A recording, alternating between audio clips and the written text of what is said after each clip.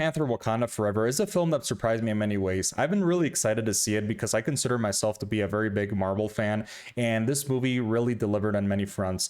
And I was really surprised with the final product, and also very amazed at all the things they went, and especially with the new characters, some of the old characters, and also after the tragic loss of Chadwick Boseman, who played the main character, King T'Challa, in the last movie. But I was really amazed at how the movie took that, made it into a plot element, and it works so well despite the tragedy. And yes, but it has so many other things that I'm really excited to talk about today. So without further ado, let's get into the video and explain some of the things I enjoyed about the movie. So the film starts with King T'Challa passing away, and this leaves Wakanda in a state of disarray.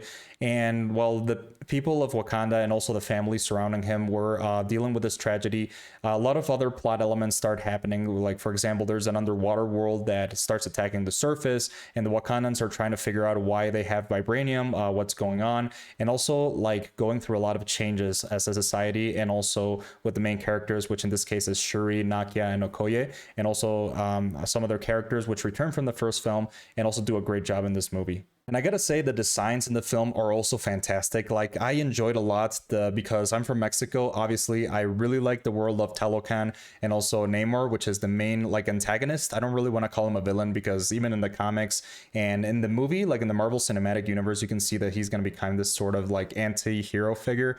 But this world is based on traditional Mayan cultures from southern Mexico, and I investigated it, and they did a great job like presenting these ideas, these cultures, like ancient Mayan traditions, and translating them into the world of Tenoch, which is the world like under the water, which is basically Atlantis in the comics, but also they changed the name so it doesn't confuse, people don't confuse it with the DC Atlantis.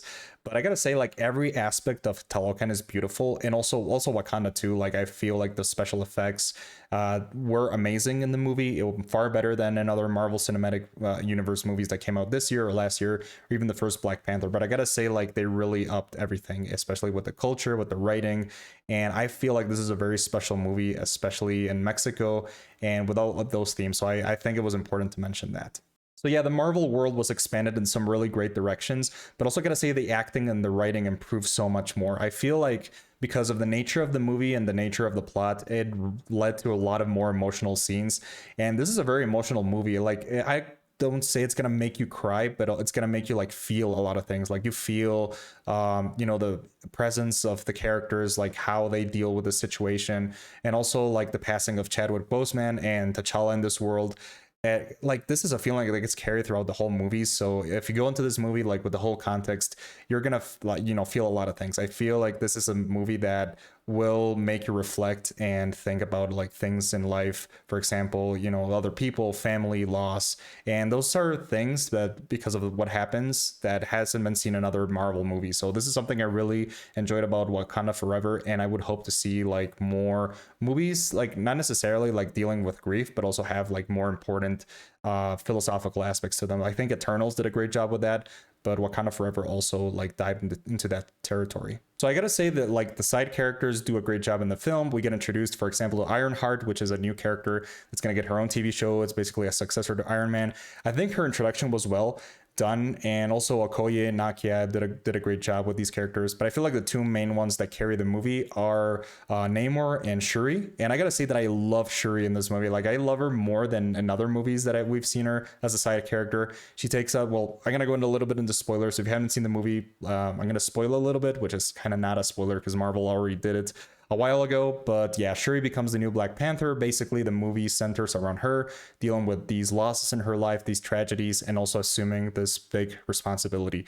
And Namor, Namor is one of the best characters in the world. He's played by Tenoch Huerta, which is an amazing actor, an amazing person overall. And he, like, the character he plays is so well written, so well done, that I really enjoyed it from beginning to end.